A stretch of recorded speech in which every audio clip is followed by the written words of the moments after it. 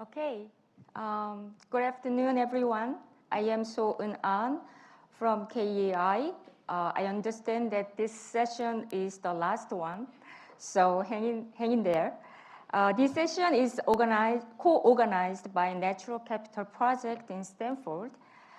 Since both KEI and Natural Capital Project are research groups, so it is hard for us not to tell science, data, and decision supporting tool.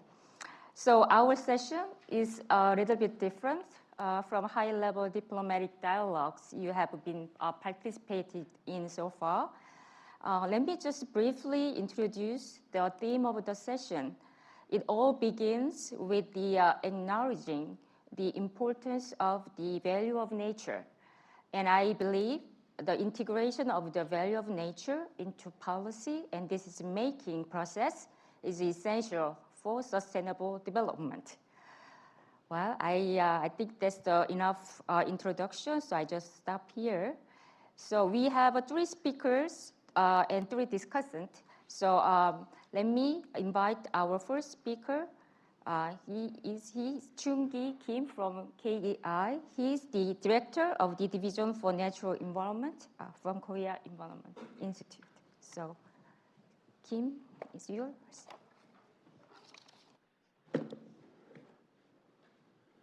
Hi, everyone. It's Friday afternoon.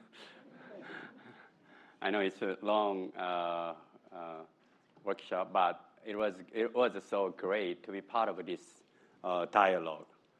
So the topic that I would like to talk is ESG frameworks and biodiversity integration. I particularly would like to focus on how this framework has been applied to in the Republic of Korea. So my talk will follow this order. I will start with a very brief introduction to global ESG framework, and then I will talk about Korean government's ESG policy, and then I will talk about the ESG practices conducted by Korean companies, and then I will sum up this presentation with the limitations and recommendations. So before I start my talk, I would like to share this cartoon. I really like this one. So the small, I'm not sure this works. I'm sorry. Okay. So the left side one is COVID-19, and left one is the recession. The third one is climate change. So as you see here, the biggest risk of all is biodiversity collapse, right? So biodiversity plays a key role in maintaining ecological balance and supporting essential services such as pollination and soil formation and water purification. So without healthy and diverse ecosystems, our food security, clean air, and water resources would be at great risk.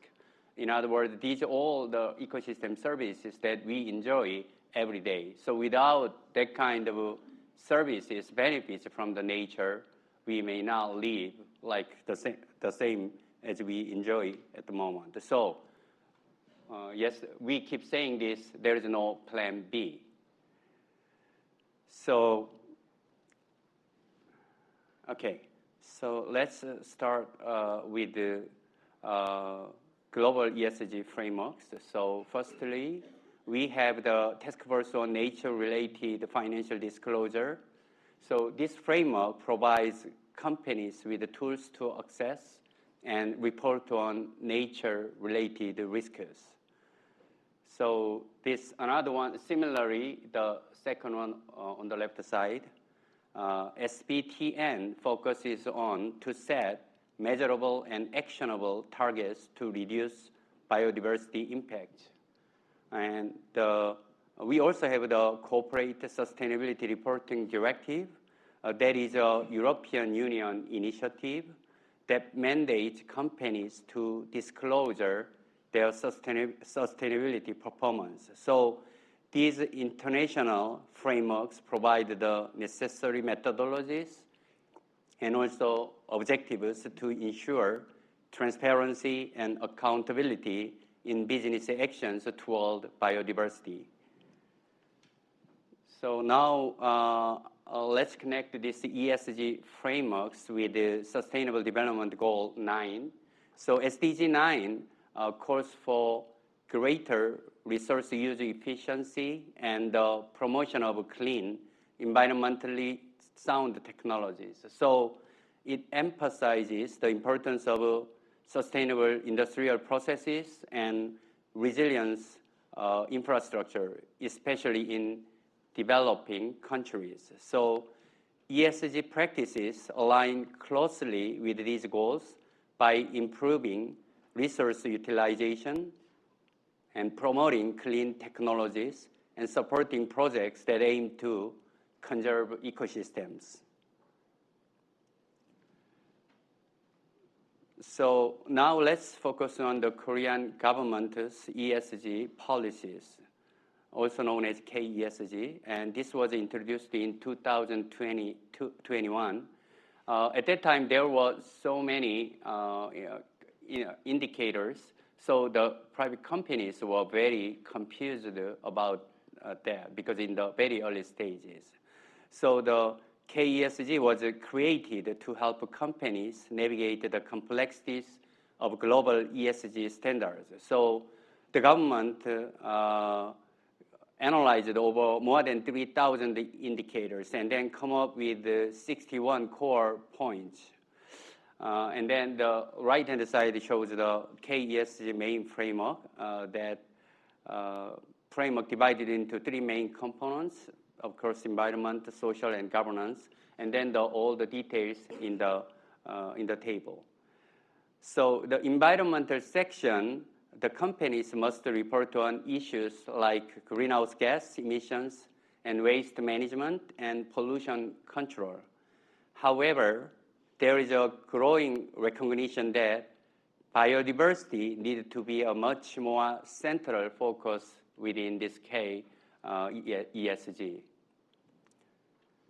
So this is another initiative, K taxonomy.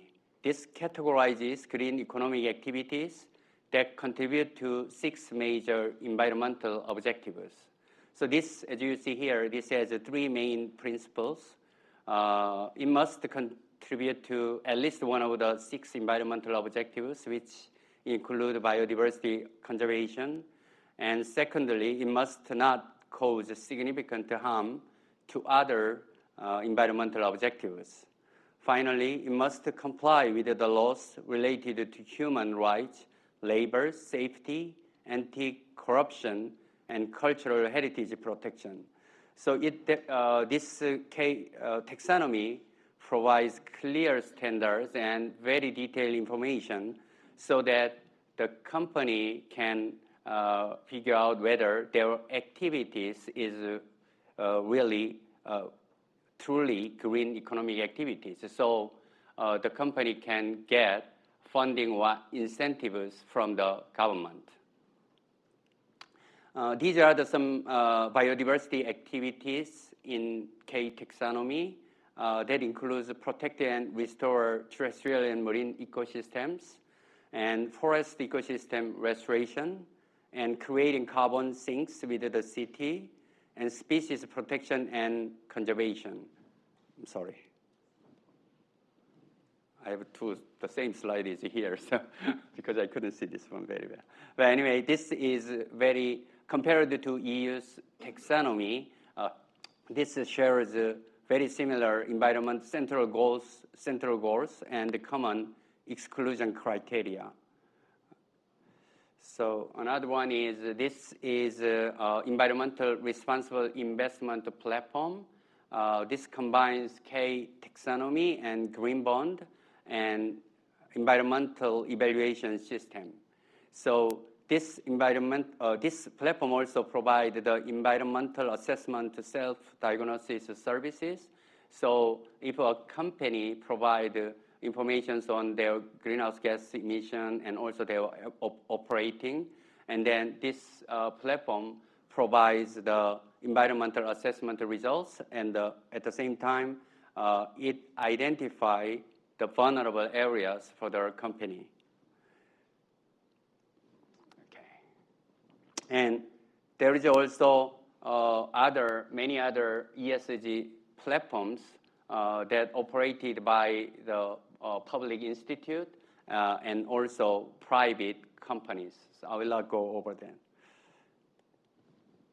Okay, now I would like to talk about the investment plan from the government. So in 2023, the Ministry of Environment promoted a direct support project that is about $80 million, and also loan support project that is about $3 billion. All the detailed projects is there is on the table. Okay, now I would like to talk about some real case studies, case projects conducted by private companies.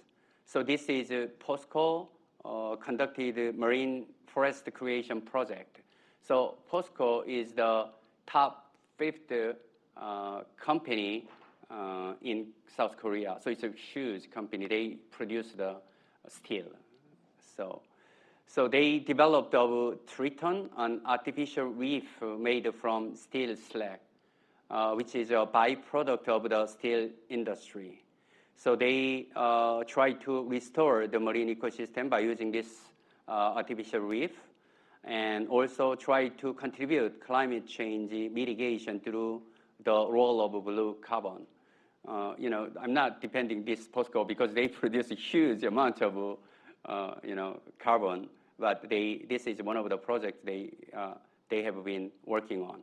So on the right side, this is some examples of their artificial reef installation in the southwest coast of Korea. And the right side, that's some underwater pictures around the artificial reef. So after 5 months, and after 5 years and 7 years. So the project clearly shows that there are 2 times more living organisms found in the Triton-based artificial reef compared with the conventional concrete reef.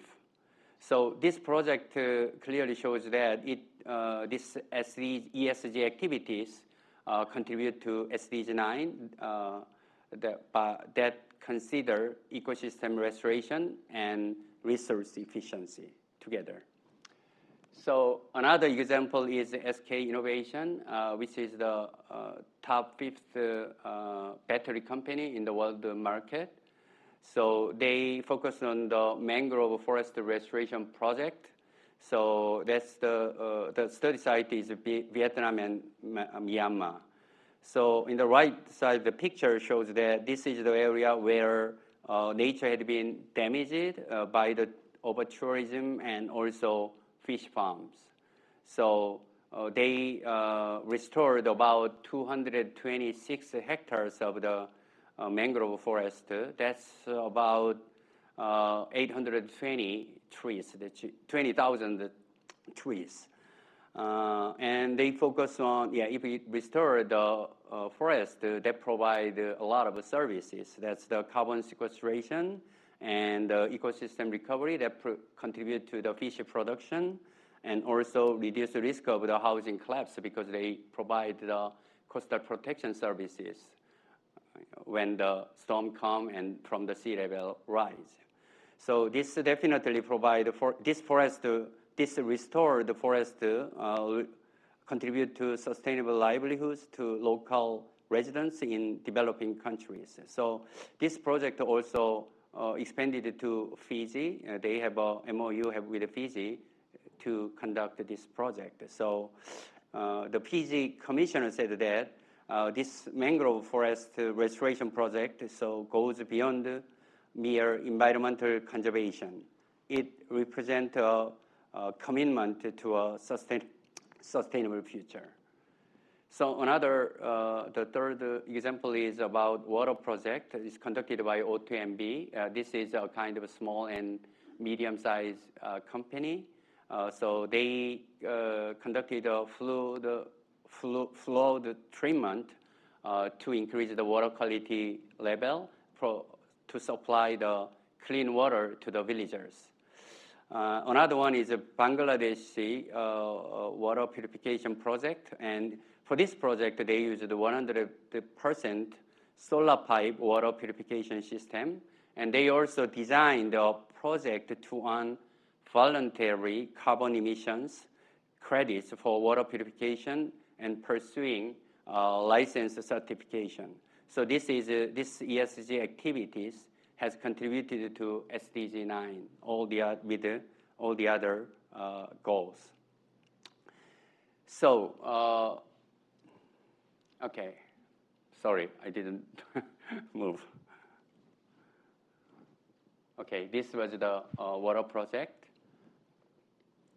And okay, as we move forward, it is important to acknowledge that the limitation in ESG implementation, particularly when it comes to biodiversity.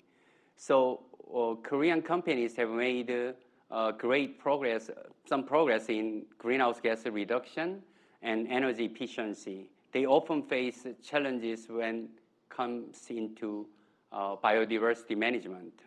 There is a significant lack of data on biodiversity, and companies definitely have struggled to align their strategies with the biodiversity related to global initiatives.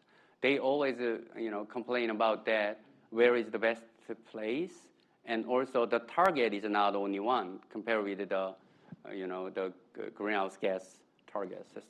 So they are very confusing, and they are hesitating to go with the biodiversity subject. So to overcome these challenges, there are several recommendations. So the government should play a more active role in expanding biodiversity data and providing clear policy guidelines.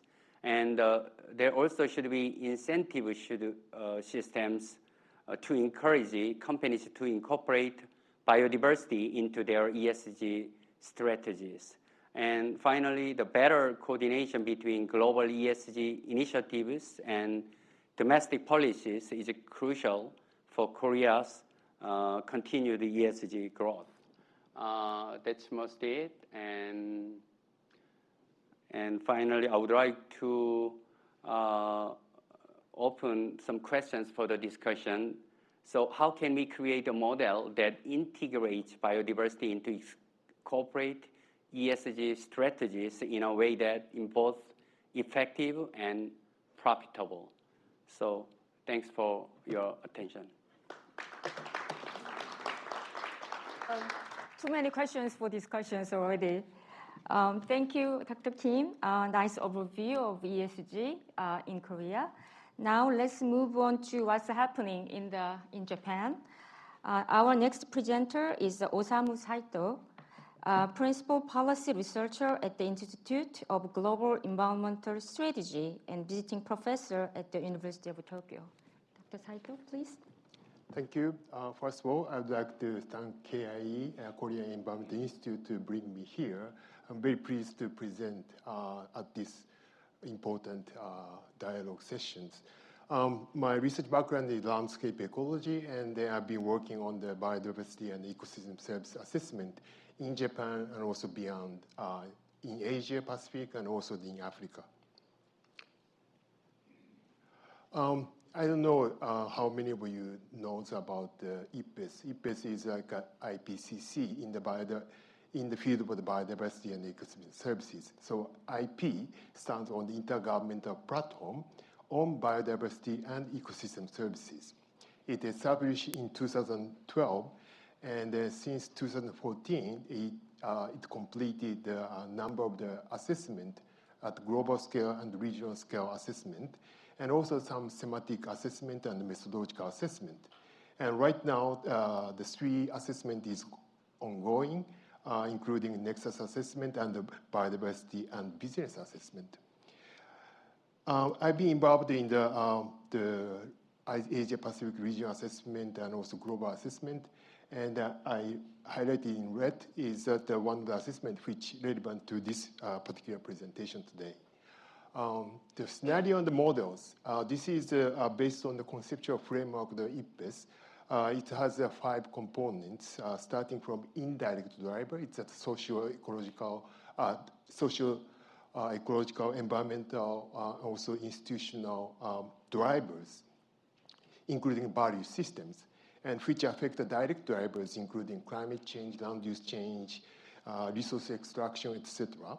And then those direct drivers has impact on the condition of the nature, and the change of the condition of nature affect ecosystem services or nature's contribution or nature's benefit to people, and it eventually affect human well-being, good quality of life.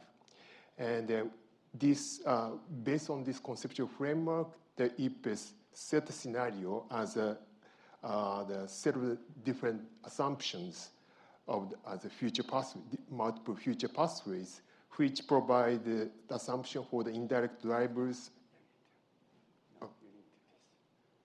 Okay, sorry. Thank you. Going back. Sorry. So maybe I think, yeah, sorry. So this is a conceptual framework. So 5 components, as I mentioned, that starting from indirect drivers and the direct drivers, and also the nature and the condition of nature change affect nature's contribution to people or the ecosystem services, which eventually affect the condition of the human well-being. So based on this conceptual framework, we conducted a large-scale research project in Japan with more than 100 researchers. So this is overall structure of the 5-year project we conducted. And then the purpose, the main objective is develop integrated models. And then and then we created 4 future scenarios. I don't know if you know about it, Japan is suffering massive depopulation. We're losing a lot, about 20-30% of population by year of 2050, which imply the demand decrease and also the increase of abundant farmland. So we thought that the population distribution is one of the key aspects for the scenario building. So the horizontal axis is that either people live in the try to live in the urban area more, or the people still remain living in rural area. And then also the vertical axis is, since Japan heavily rely on the imports from outside, like food, timber, energy. So either we utilize domestic natural capital or depend on the external inputs from outside of Japan. So vertical axis represent such kind of the choice of the future. So using these 2 horizontal and vertical axes, we created 4 different scenarios. And then by using these 4 future scenarios, it's a kind of narratives of the scenarios. We quantified population distributions up to 2050, and also we project a land use, land cover change distribution up to 2050. And based on the population demographic change and land use change, we also quantify terrestrial ecosystem services like rice and vegetable, timber, and also in marine ecosystem services, fish and seafood, seaweed harvest and aquaculture. And also we investigated the interaction between the terrestrial and marine ecosystem services, taking into account the different policy options. This is one of the examples of what we quantified by 2050 under the different future scenarios. This is example from the rice production and the spinach production as a part of the vegetable, as an example of the vegetables. And you see in terms of rice production, you see the downwards the decrease of the production. versus in contrast, the spinach production may increase under some of the future scenarios. Also, we investigated since we quantify more than 20 different types of the ecosystem services, and we compared is there any significant trade-off or synergies between two different types of the ecosystem services. This is one of the examples, and the red highlighted area may have the potential synergy relationship, but you may find some of the trade-off areas. So blue zone area represented some of the trade-off area between these two different ecosystem services. Toward the end of the first round of the project, which is called the Panelists project, the IPBES created new framework, which is called the Nature Futures Framework, using 3 value systems. Nature for nature prioritizes nature's intrinsic value. So they encourage more restoration, more conservation of the nature. And nature's culture prioritizes relation value of the nature. So in the Asia-Pacific context, the people is a part of the nature, and their living cannot be detached from the nature. So their lifestyle and their daily life, and also their livelihood activities is closely linked with nature. And nature of society prioritizes the utilitarian benefit or instrumental value from nature. So using these 3 value systems, there are many case studies conducted using this framework. And then this is the visual diagram of the nature 3 scenarios in the different contexts, like urban context, urban landscape, and the rural context. And using this framework, there's many case studies now increasing around the world. And collecting those case studies, we now developing the new special feature from the Journal of Sesame Science from Nature Springer. I've been working this Sesame Science journal as a managing editor for more than 10 years. And then one of the articles I'm also co-authored, I would like to introduce during this presentation as a case study which utilizes Nature Futures Framework in the northern part of Japan. This area is, this watershed called the Bekanbushi River watershed is famous for the oyster farming in the downstream, and also famous for the livestock farming and with pasture. And also nowadays, they also introduced the microbrewery, the whiskey, which is also becoming quite popular in the area. Based on the Nature Futures Framework, we identify some of the key indicators. For example, nature for natures, we set the habitat suitability index for the rare or endangered bird species. And for the nature for society, we use the yield of the agriculture and forestry. And for nature's culture, we use the landscape, landscape quality and learning and inspiration quality. So using some of the key indicators, we also set the common indicators, including landscape structures and also biomass production. And using these indicators, we simulated up to 2100 by using also we consider the different management strategies in the forest management and also the pasture management. as I mentioned, we also have a lot of abundant paddy field and also abundant pasture. So how to utilize abundant pastures? As one option is expand or install the solar PV. So we at a different percentage.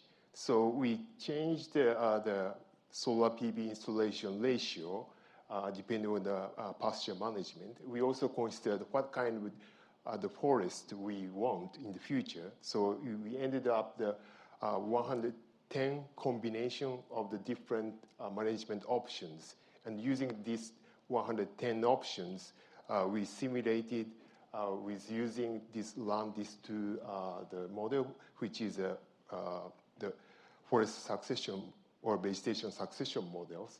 And eventually, we also use the landscape land cover changes, and also species behaviors are also considered. Then we found that by using different indicators under the different scenarios, we found that this behavior of the strategy is different. There are some nature positive pathways, strategies we found, but we also found some of the nature negative the strategies. And in case of the common indicators, this is about among 110 strategies. We found that 51 strategies performed the nature positive way. Of course.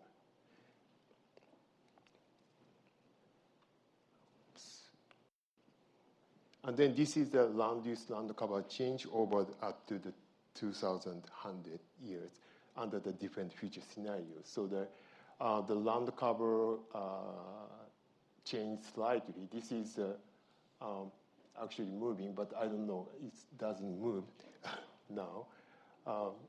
Let's see.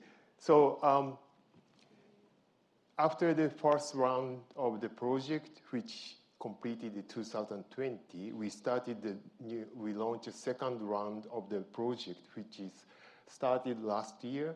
So we are still in the process of producing the result.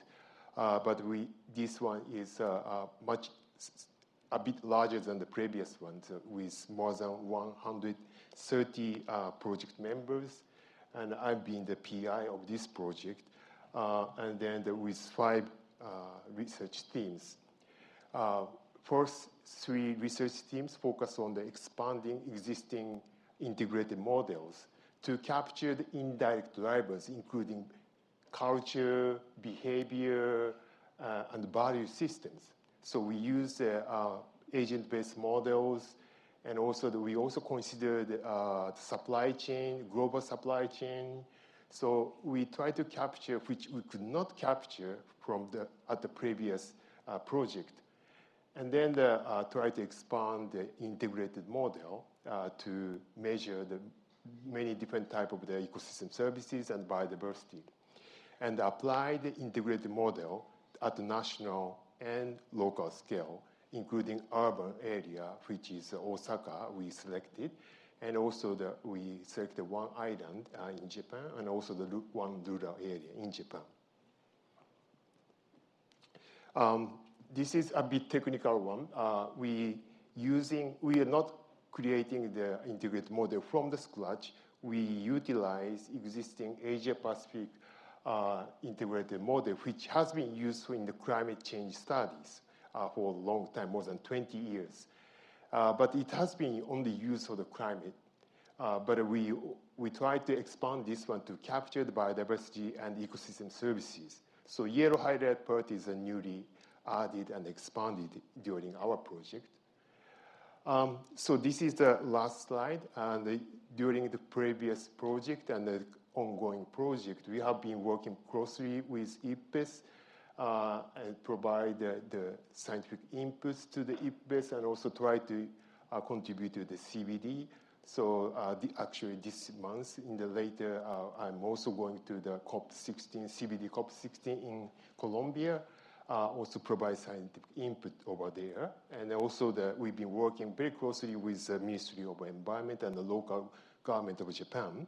to provide scientific input for policy making and for policy implementations. So thank you very much for your time. Thank you very much, Dr. Saito. I think it was a nice summary of a measurement framework of ecosystem and ecosystem services. Our next speaker is the Dr. Tong Wu. He is senior scientist and associate director of the Natural Capital Project China program based in Stanford University. So, Dr. Wu. Thank you. Well, first, I want to thank Professor Shin and APARC for organizing this event and having us and our new friends at the Korea Environment Institute. We look forward to discussing how we can work together on some of these topics. So I'll just get into it right away. We've heard a lot of the background about the importance of ecosystem services, biodiversity, and so I won't rehash those details. I think we're all in agreement these are really important global challenges. But how has China tackled these challenges? We've heard about Korea and Japan, so I want to introduce some of the policy innovations that have occurred in China over the past, I would say, 10 to 20 years. And so first, this is a paper that came out in the journal Nature several years ago, and it's a really good overview of the kind of policies that China had developed and were implementing in response to what they call a land system sustainability emergency. Now, we're all familiar that China has undergone breakneck economic growth driven by unprecedented industrialization and urbanization. And of course, the fruits of that and in terms of social economic outcomes have been tremendous. It's raised hundreds of millions of people out of poverty, but it's also, and unfortunately, also created a lot of very severe environmental damages. We're all familiar with air pollution, the infamous images that we see frequently on newspapers of Beijing and other Chinese cities really kind of enshrouded in smog. Of course, the contribution that China has made because of its emissions to global climate change. But at the same time, the biodiversity and ecosystem services challenge has also been similarly significant. And the land degradation and the degradation and overexploitation of land and water resources has really, over the past several decades, undermined a lot of these ecosystem services that we heard about. So nature's contributions to human well-being. Many of these are essential. Soil retention, water quality, air quality, of course, the intrinsic value of biodiversity. And so over the past 10 or 20 years, you can see progressively these two figures show the amount of money that the government has spent in billions of US dollars on a variety of conservation and restoration programs. And I'll just focus on a few of those programs that NatCap has contributed to over the past 10 years. And so one of our, I would say, signature projects in China is what we call payments for ecosystem services. And so, again, this is just a small piece of this kind of larger strategy for ecological restoration and protection. But over the past 15 years or so, what the country has done is to zone many parts of the national land area for ecological protection and restoration with the explicit purpose of improving the supply of certain key ecosystem services. So for instance, in northern China, it would be sandstorm prevention. So if you have healthy ecosystems, grasslands, and forests, that retains the soil. And so when the wind comes, it doesn't pick up all that loose sand and then blow it all the way to Beijing and over to Korea and over to Japan. So that'll be one example of an ecosystem service that these targeted payments are meant to improve. Now in the south, where there's of course a lot more water resources, maintaining and securing the hydrology of those regions is crucial. So those services would be water retention, water supply, also flood mitigation. Because the problem with water is sometimes you don't have enough and sometimes you have too much. And so this program, it's allocated based on county. So each of those blocks you see, it's the target, the unit of administration is the county level. And the central government will allocate money to those counties for the express purpose of paying usually rural land stewards to engage in management practices that improve those ecosystem services. And the book on the right, this is a Green Growth That Works. This is the Chinese language version. It was led by my colleague, Lisa Mandle, who will be speaking shortly. And then we translated it into Chinese. This is sponsored by the Paulson Institute. So Hank Paulson, of course, is a big environmentalist, but also he's had extensive dealings in his various positions in Wall Street and in government with Chinese leaders. And so, one of the things that he wanted to advance in the Chinese context is this broader vision of conservation and ecological protection. So through the Paulson Institute, we were able to put together this book summing up best practices and experiences from all over the world. But this is just one example. And so the most recent, I would say, research focus and policy focus is on this indicator called the Gross Ecosystem Product, or GEP. And gross ecosystem product, quite simply, it's the aggregate economic value of all the ecosystem goods and services produced within a region. Now, of course, you might ask, why do we need GEP? We've been doing this work with different ecosystem services. You've heard about a variety of them in Japan and Korea. Why do we need a new indicator? Well, it's in many ways necessitated by policy, by advancing the policy application of natural capital science. What we realize working in the Chinese context is policy tends to move fast, and Chinese policymakers are not known. Among their many virtues, patience is not one of them. And if you show up to the office of a local administrator and you come up with a spreadsheet full of ecosystem services and all the equations and the models and the values, and then you click on tab 3, and then you see the different values over the coming 10 years, you click on tab 4, you get something else. I mean, they'll look at you politely and say, finish your tea and get out of my office. It's very nice that you're doing all the science, but how do I use it in policy? And so by aggregating all of the values of ecosystem services together, we get this one holistic indicator. And they tend to, whether people are in government or business, tend to, they're able to grasp onto that a lot easier than if we just introduce them to a very complex roster of numbers and values. And so what gross ecosystem product is there's actually a lot of overlap with gross domestic product. But at the same time, we're including a lot of non-marketed values. Like a lot of these ecosystem services, many that we would call, for instance, regulating services, aren't captured by gross domestic product. But of course, those services are nonetheless crucial for sustainable development. Especially as climate change gets worse, the value that, for instance, ecosystems play in terms of lowering the heat in cities, in terms of flood mitigation, in terms of coastal protection. These services are extremely valuable, but unfortunately, we don't have an economic accounting system that captures them. And so this is what GEP is meant to do. And so over the past 5 to 10 years, we've progressively been trying to sell our wares across the country. And at the local level, we start off with a few pilot case studies. We try to find the areas that would have the most, the broadest national appeal. So we started out in places like Shenzhen and Beijing, who also have a lot of money to spend on these new ecological policies. But then over the past 10 years, we've seen more and more counties, more and more provinces adopt GEP. Now, not all of them are using GEP in the same way. So for instance, in certain cities, Shenzhen would be one of them, are using GEP as a performance indicator for local officials. And so famously, of course, local Chinese officials, their key performance indicator is gross domestic product. They have a GDP target every year, and they have to hit that in order to be promoted or not to be fired, or whatever the case may be. And of course, kind of an obsessive focus on gross domestic product growth is what got us into this biodiversity and ecological crisis in the first place. And so Shenzhen started progressively, experimentally, but inevitably rolling out GEP to different districts. And then now every district in the entire city has to account for their gross ecosystem product and how it's changed over the years. And so in addition to recording an increase in gross domestic product, all these district managers have to report an increase in gross ecosystem product. Because the implication is if your GDP is rising, but your GEP is decreasing, your economic growth is unsustainable. It's coming at the expense of your natural capital. And of course, over the long run, that's not good.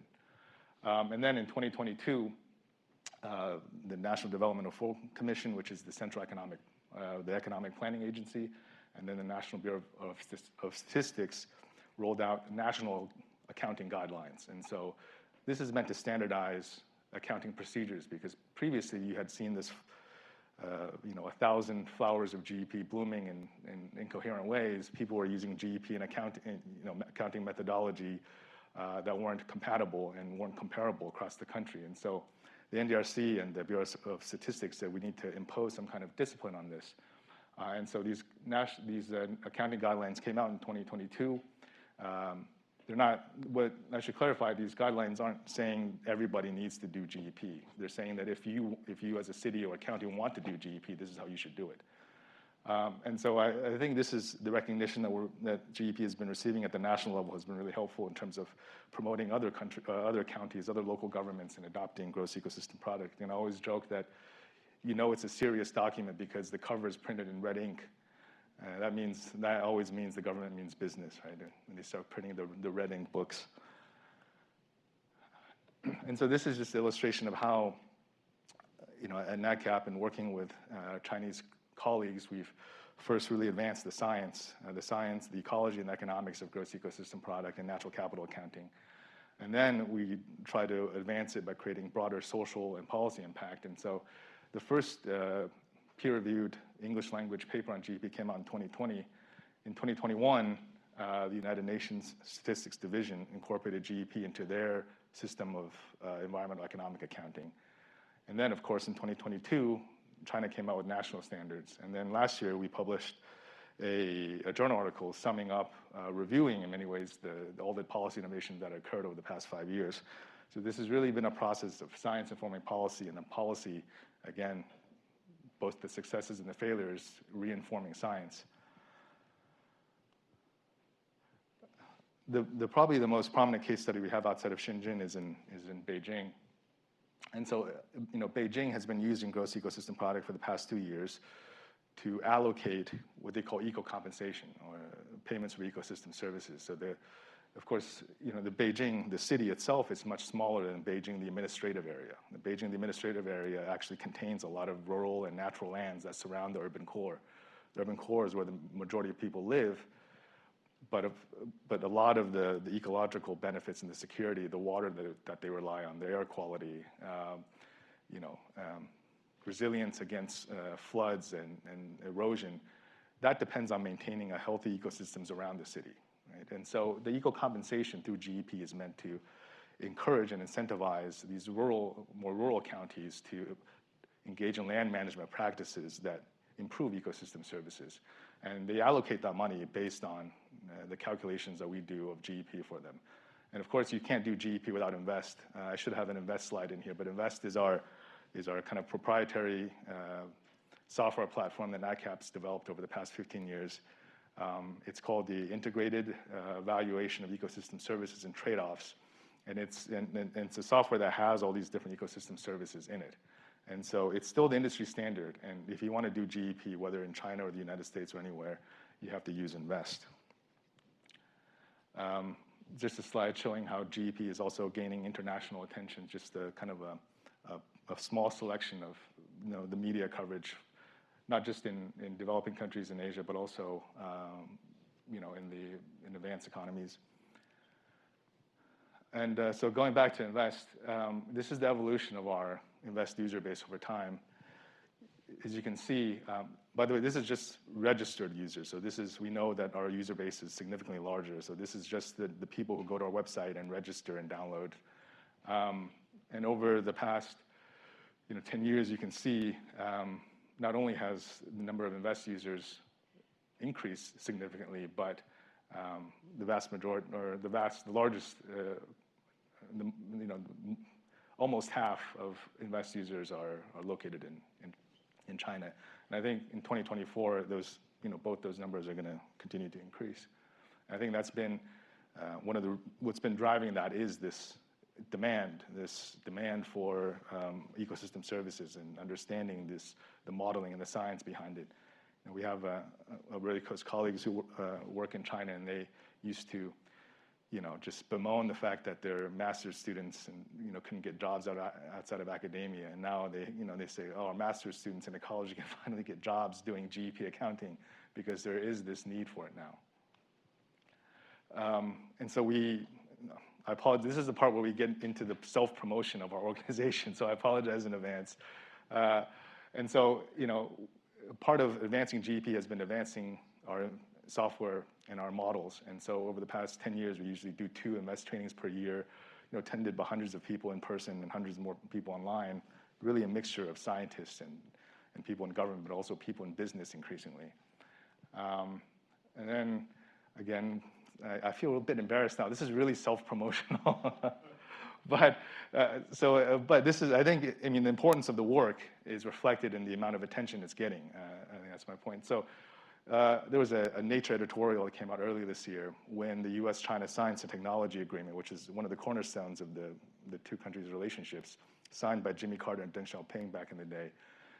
It was up for renewal, and people weren't sure whether or not it was going to go through. And of course, scientists in both countries were kind of biting their nails, and it would have just made scientific collaboration in a variety of different fields much more difficult. And of course, Nature, being the very decent magazine that they are, came out with an editorial really urging approval of this agreement and renewal of this agreement. And we were very proud because of the 2, they only cited 2 they cited only 2 papers in this entire editorial, and both those papers came from NatCap. And so they highlighted that, what's at stake is going forward, valuing nature is going to be crucial to advancing global sustainability. And who's been doing this great work? Well, it's been NatCap and our Chinese colleagues and our European colleagues. And so it was really heartening to see that. And then finally, just then, we work very closely with policymakers in China. We work at the local level a lot, but one of the things we found is that it's a big, diverse country, and you could do an amazing job in a bunch of different cities, but if you want to scale things rapidly, you try to find the top-level policymakers who can influence, at the national scale. And we've been very fortunate to have Minister Xie Zhenhua, who's, of course, this legendary climate/sustainability czar in China for the past 20 years. He was a special climate envoy until last year. And so, when people focus on sustainable development, they tend to focus on batteries and renewable energy, the really sexy technology aspects of climate change, which are important. But, nature and land and water, it's not as glamorous, but it's, arguably even more central to our survival and our well-being over the long run. And the transformation that the country has, that we've seen in the country, not just with respect to the tech, but with respect to basic things like managing the land and the water, has also been a remarkable transformation. And so it was great to, on the occasion of our symposium this year, he sent a congratulatory letter, recognizing our work. So it's really been quite a journey for us, and we hope to do more of it in the future. And that concludes my advertisement. Thank you. Thank you, Dr. Wu. It's a good exercise with the GEP in China. Let me invite our 3 speakers and 3 discussants on the podium, please. And when they are prepared themselves, I will introduce our guests for discussion. We have 여기서 하실 거예요. Okay. Okay. So we have too many people, so I guess this way is better. Okay. Our first guest for discussion is Professor Jin Kang in the Department of Economics and Director of the Graduate School of Energy and Environmental Global Energy Technology Policy Professional Program. That's a long name in Korea University. And second guest is Lisa Mandle. She is a Director of Science Software Integration and lead scientist at the Natural Capital Project at Stanford University. And our last guest is Dr. Dara Oh, Associate Professor of Environmental and Labor Policy in the Department of Environmental Science, Policy, and Management in UC Berkeley. So let's start with the Professor Kang. And are you going to use the slide? Okay. Okay, thank you. First of all, I would like to thank Professor Shin Gi and KEI for allowing me to join this workshop. Thanks to this one, I had the opportunity to meet my advisor and also two classmates who are working at Stanford. They are professors at the economics department. So thanks again. First of all, I'd like to give some comment on discussion issues on the three papers, but I'm economist, not scientist, so two scientists might give some specific comment on that one. So let me first of all, let me give briefly summarize the sustainable development and ESG issues. Yesterday, as the Secretary General Ban Ki-moon talked to us, sustainable development and ESG goals or indicators are not independent. They are quite and closely interconnected. So, for example, the SDG case, the economic growth and eco-friendly and social development should be very closely connected with win-win strategic relations. The ESG case, that has a very important implication for economists in terms of capitalism that reflect the transition from shareholder capitalism. Shareholder capitalism means to maximize the profit of shareholders. But stakeholder capitalism, that was focused much on Business Roundtable in 2019 and World Economic Forum in 2020, they intended to maximize the kind of interest of stakeholders rather than maximizing the profit for shareholders only. So stakeholders implies customers, employees, suppliers, and communities and shareholders as well, and also we include the environment.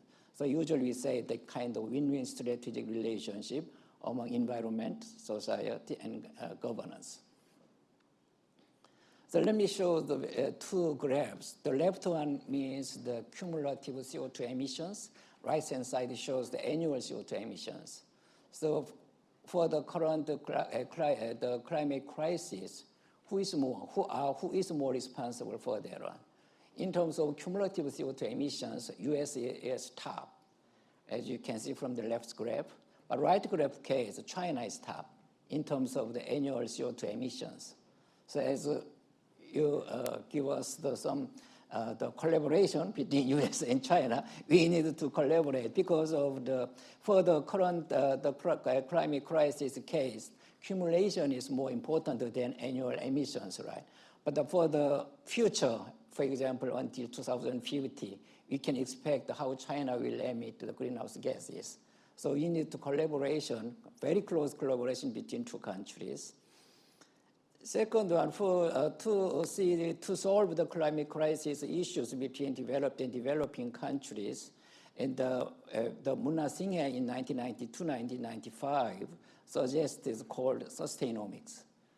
So, for example, developing countries are worrying of possibly widening income gap due to the lagged green technologies and R&D expenditure capacity.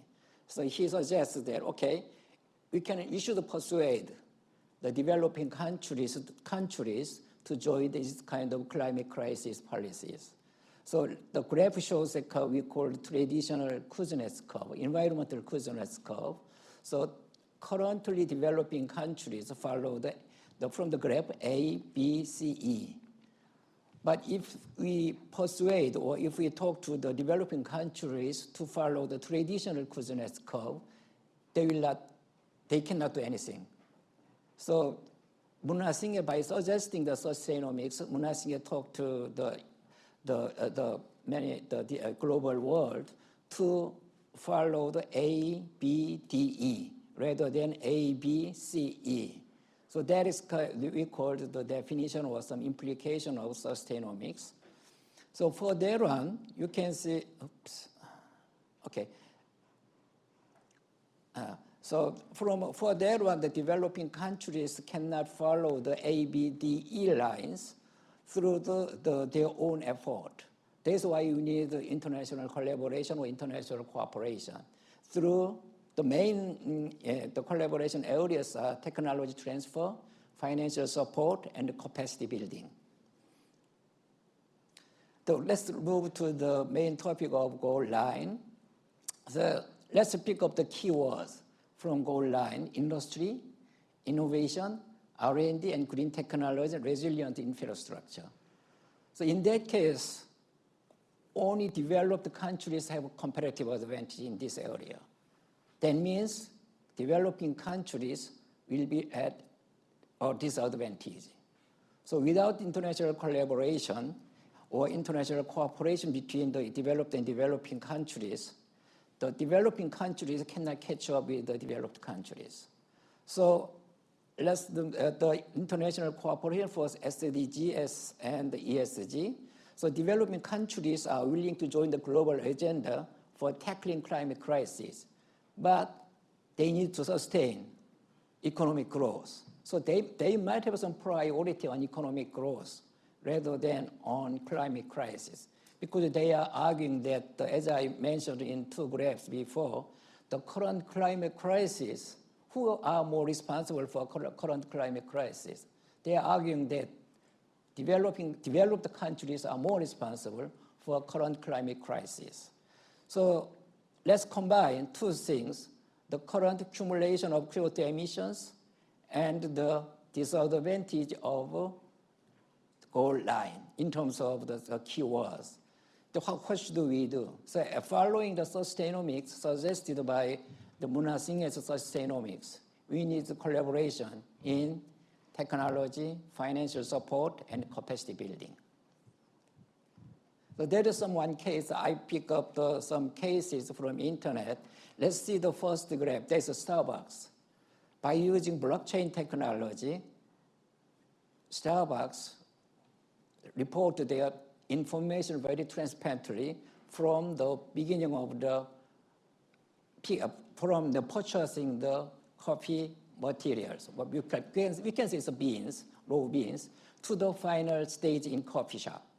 So they can release all information very transparently through the blockchain technology. Then we can fill the gap between developing countries and developed countries from the child labor or low wages. So there are undersea data center cases to save the energy. Microsoft is doing some innovation for the sea data center to save the energies. There are some cases, and maybe this in China, right? It's a Lizhu Forest City, a wind tree, or carbon control, even the container house, and workload predictions in cloud compute. These kind of cases to support the developing countries as well as to save energies by developed countries by themselves. Then finally, let's briefly overview the output of my research. So we have for the SDGs, we have 17 goals with about 244 indicators. Some overlap indicators among the 244. So we collect the data for the 4 countries: Cambodia, Laos, PDL, Myanmar, and Vietnam.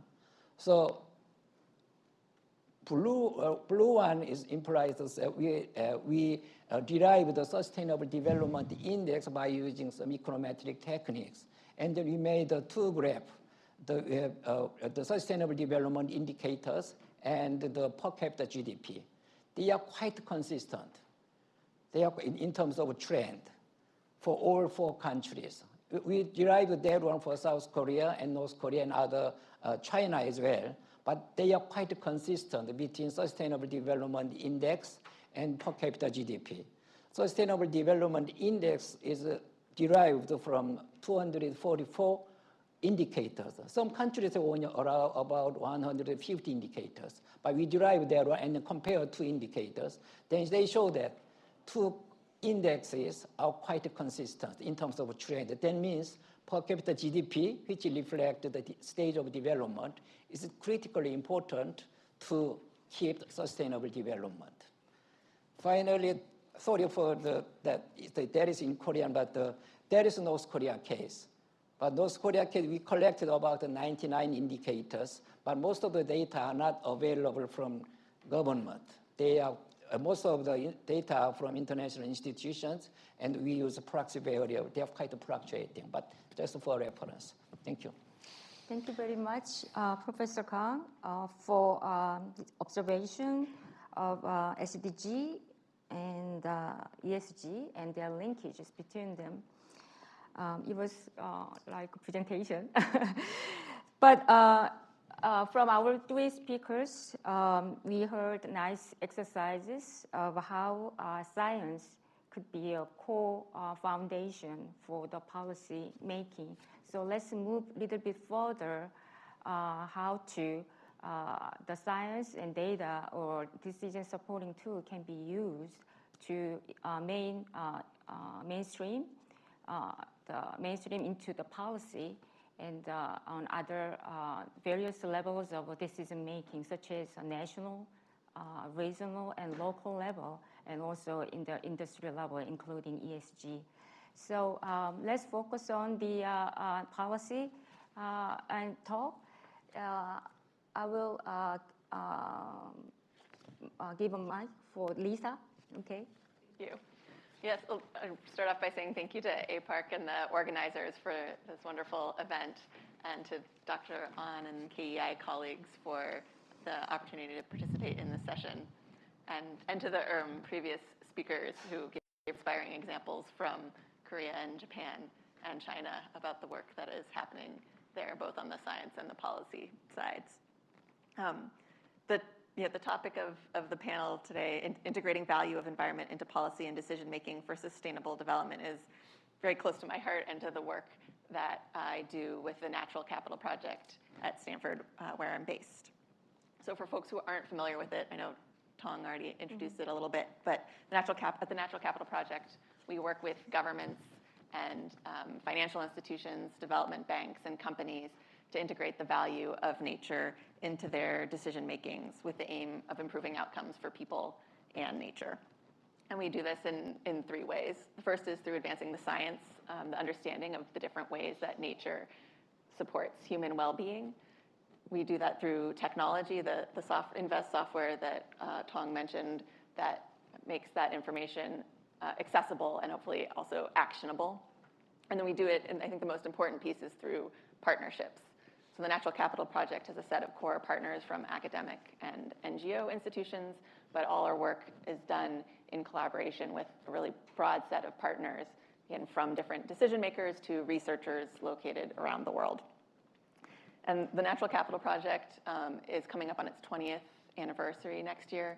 I've been there for 12 of those years, and it's become really clear to me in that time that there's been a big shift in understanding and growing appreciation for the importance of nature to human prosperity. We're hearing from decision makers and different kinds of groups that I think we never thought we would be hearing from. You know, we might go knock on their doors, but now get the occasional knock on our doors from intergovernmental organizations to governments to companies. And I think that's also reflected that growing interest in the diversity of examples in the presentations earlier. And Tong also mentioned the Natural Capital Symposium, which is an annual meeting that we have held for a number of years. It took a pause during COVID, and we had it again this past year. And initially, these meetings were almost all researchers, but then the participation of people from government, people from development banks, people from companies has grown over the years. So that's really exciting and gives me a lot of hope. But then the big question now for me is, how do we go from this increased general appreciation of the values of nature to action in more places from a wider set of institutions to really start getting to the kind of scaling I think we need for the sustainability of our planet and for our own well-being?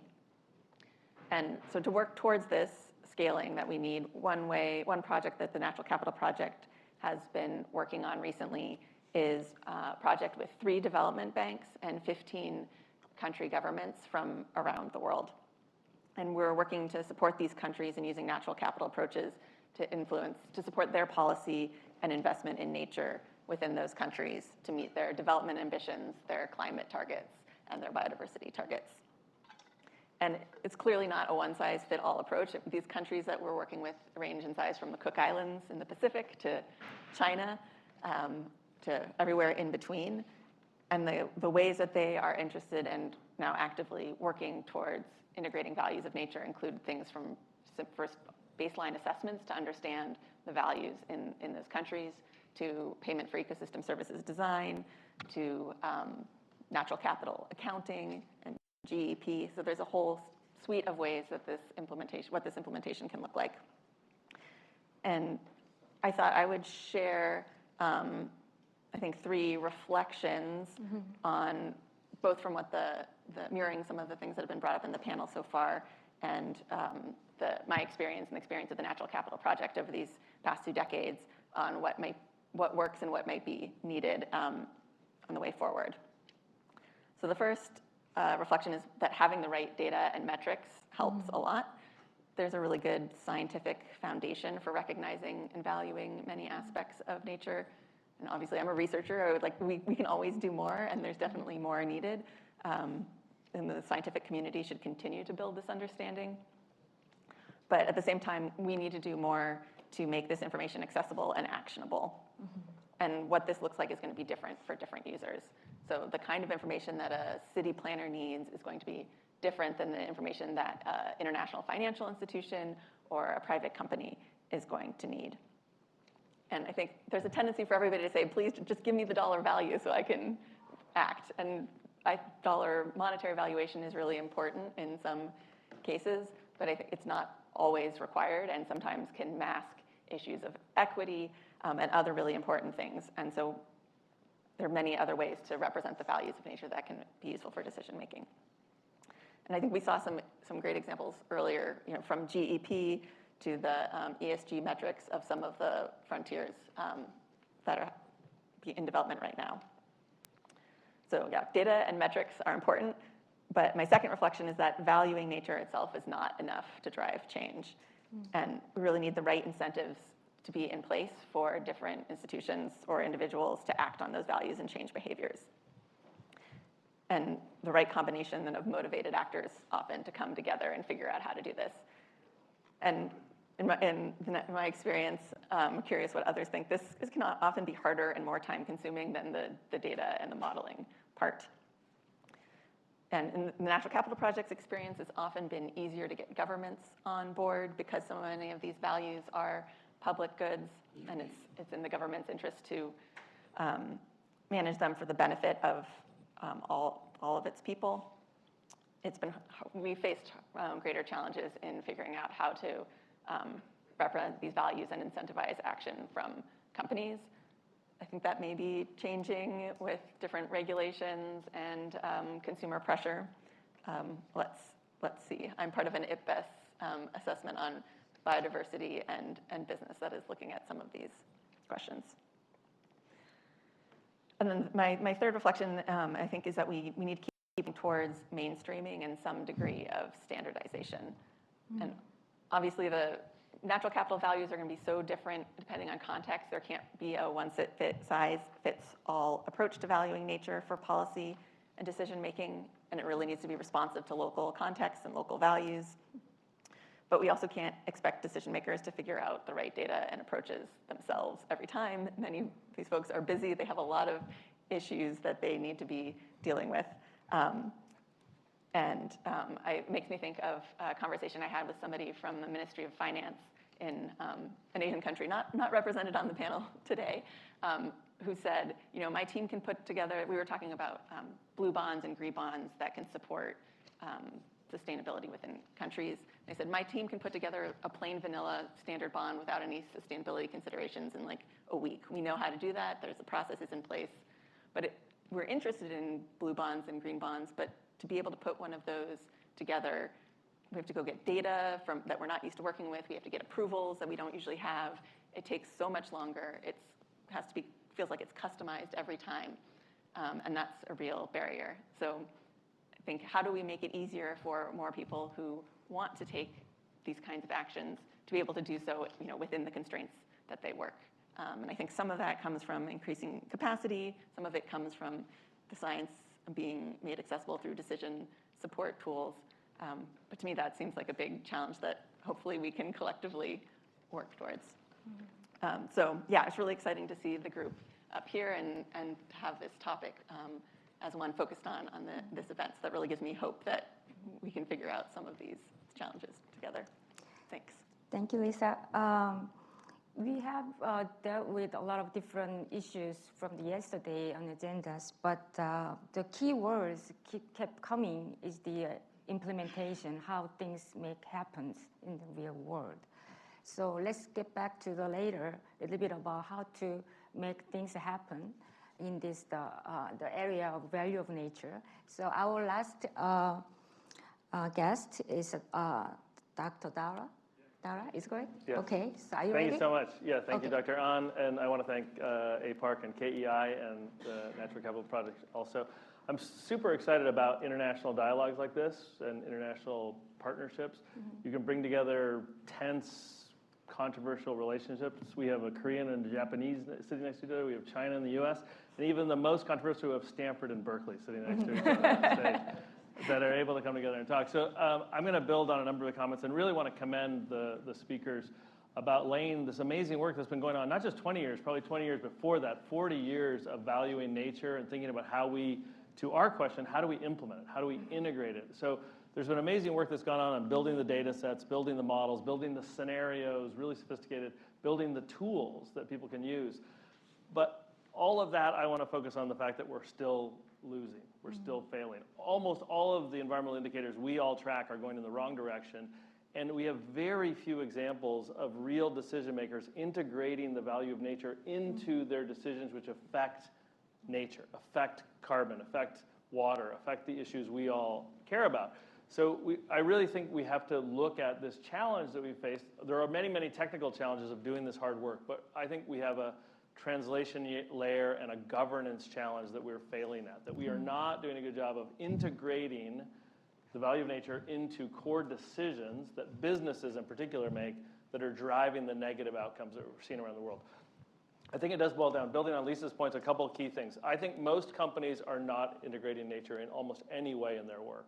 And we have the most experience on carbon. I'll talk some about carbon and where we're at on carbon pricing and carbon metrics and carbon. But a key part is almost no one has actionable metrics that they incorporate into day-to-day business decisions at the cadence and scale and resolution that a business person makes decisions over their global supply chains, which would drive carbon or drive resource use or drive pollution. So they don't have actual metrics and they don't have incentives. So we have a couple really great cases. I love the case of the Shenzhen officials. And so we have a couple of cases of a couple of governments, but we have almost no cases of businesses incorporating real analysis of nature's costs into their business decision making. So this is, I think, a huge problem for us where we're really not driving innovation within corporations through this work. We're not really driving the changes we need within major corporations that are the major cause of some of our problems we're talking about. We're also not really empowering local communities that have a say over natural resource management and use. We're not giving them the resources, the tooling, the decision support to make the decisions they can. We do have considerable experience in pricing carbon and carbon systems becoming quantified. As Dr. Kim pointed out, we now have kind of this global governance regime which has become this alphabet soup that has required the K taxonomy even to explain it to corporations. It's gotten so complex and really, I think, is still problematic. We have seen very little progress on ESG, and including in the US, a backlash against it. We're going backwards on ESG. We're seeing a lot of kind of resistance to it, where we're again seeing corporations kind of quietly going backwards. And I'm actually quite concerned about a number of governments are now regulating voluntary regimes, the Securities and Exchange Commission in the US, Europe, even the state of California. Many companies are now diverting their resources to reporting rather than action. They're basically trying to figure out how do they monitor, measure, and report rather than how do they take the actions to actually decarbonize or dematerialize or reduce their negative impacts. So we really have a risk right now of taking kind of the wrong lessons of carbon pricing and then expanding them into biodiversity. So the carbon credits are really problematic, and we've seen this all around the world. We had our first major indictment in New York City of people who were indicted, a criminal indictment for falsifying carbon credits and really deceiving investors around carbon. Even in Korea, we've seen really very limited success of the Korean emission trading system. And right now, you can buy a ton of carbon for about 9,000 won, about $7 in Korea. It should be at least an order of magnitude higher. Probably social cost of carbon is $250, and it's basically being priced at $7. And major corporations, major polluters are actually profiting off of selling their credits rather than using pricing of carbon to drive innovation, drive decarbonization. So this is one where I think we need to learn from what has worked and not worked in carbon and carbon credits and carbon offsets, and how now we're seeing this moving into biodiversity credits, and how we're seeing this really being financialized in a way that can be quite problematic for countries not actually taking on the problems they need to take on, but rather turning it into this external thing that you can buy and sell at very low cost right now that, again, is not really driving the changes we need. I think China really is an incredible success story of a comprehensive state-led green industrial policy that includes mandates and includes markets. It includes sending really strong signals. I think the GEP in China is really one of our few examples of a kind of a successful case. But as Dr. Kim pointed out at the end of his talk, in most cases, most companies and most governments have very limited incentives to do this. We actually know the science, we know how to do it, and very few incentives. And for companies, very few straight profit motives to do this work. So they're not doing it. So we really do need to figure out how are we going to create rules and regulations that then work in concert with this market mechanism, that work in concert with valuing nature, so that we can move this into the mainstream, I think. So this work is really critical. And I think also to Dr. Saito's work, thinking about the many values of nature, nature as culture, nature for society. I think if we do that seriously, though, we value nature in the trillions of dollars. All of the numbers were up on the screen need to go up 10x, 100x, 1,000x. If we take seriously the value of nature, we would be looking at the losses that are currently being created from climate change. We just had 2 major events here in the US, $150 billion cost from Hurricane Helene. We don't know the cost yet from Hurricane Milton. But really, if we look at the full cost, this is trillions of dollars. So we're in rounding errors right now in what we're investing in responding to the losses that we are likely to face. We're ultimately going to have to face some trade-offs. Probably we're going to either write down 10 trillion in fossil fuel assets as stranded assets and not let the fossil fuel industry extract and burn fossil fuel, or we're going to have 10x that in losses for society and for nature around the world. So these are tough decisions. Okay, last thing. We're in Silicon Valley, so you got to think like a startup here. I think we do really need to take this amazing work and work backwards from who would use it, who is the customer, and what's their incentive. So I think Invest is a great start, a tool for a set of users. But we really need to be thinking about what's an actionable metric you can turn this into for a corporate decision maker that they can put into their day-to-day work and then get them to drive that through their decisions. So we can really drive and integrate the value of nature into the key decisions that we have to. I think we're just at the start of this. I think there's huge potential for more research, more experiments, more collaboration that ultimately can move all of this work further faster. Thank you. Thank you very much for your observation. We are out of time, but in closing, we probably don't have many time to talk about mainstreaming all this fine science into decision-making process. But I'd like to just mention one thing, because our theme is more like a corporate issues here. So how to so you suggested, Dr. Arasa said that there is a lot of need incentives to make a corporate get interested in the ESG and the environment. And any speakers can respond to how to make things working, including nature, the valuable nature into ESG framework, and industry get more involved in the ESG framework. And what kind of do you have any idea of what kind of incentive we need to do that, to make things happen? Any comments?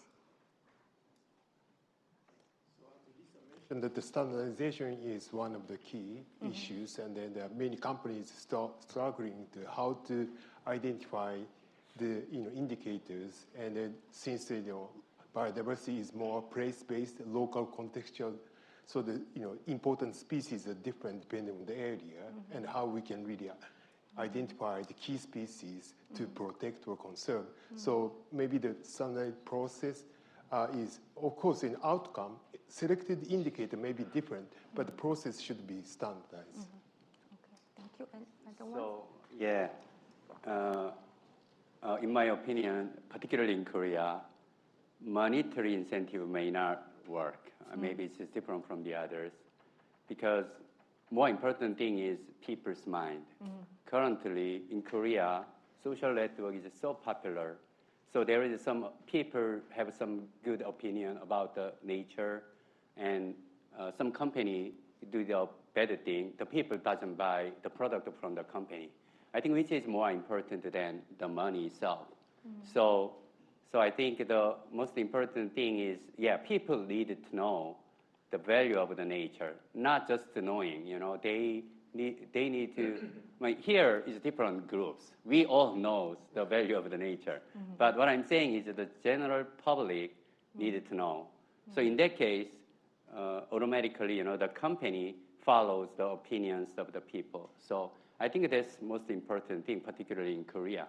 I mean, policy-wise, in Korea, actually, they use payment for ecosystem services and also ecosystem accounting. That's a kind of small part, a very small part. So in my opinion, people's mind that's the most important thing. Thank you. Dr. Wu, any response to? Sure, yeah. I think, just build on a more general reflection, I think mainstreaming these approaches, the basic thing is just to let people know that there's a growing community of people interested. This is not a niche or marginal. I showed my slide with the number of registered Invest users and how it's gone up, and how 49% of the users are in China. And I was reminded of this story, which is it's an apocryphal story usually attributed to Enver Hoxha, who's the socialist leader of Albania in the 70s. And Albania was very isolated, but he had one alliance, which was with China. And he used to give foreign policy speeches. He said, Albania is very influential in the world because with China, we account for 1/4 of the world's population added together. And so when I try to promote Invest, I say, do you know that there's 2 countries in the world that almost have 50% of the users, which is China and whatever country they're from? I think it's just this idea that you need to convince people that, this is not some niche or marginal or risky venture. It's that a lot of countries, a lot of people are already engaged in this, and you can be part of the trend. Thank you very much. Let me just use 1 more minute. Is there anybody on the floor for questions to the speakers and our discussants? Okay. What's the implications for the Bay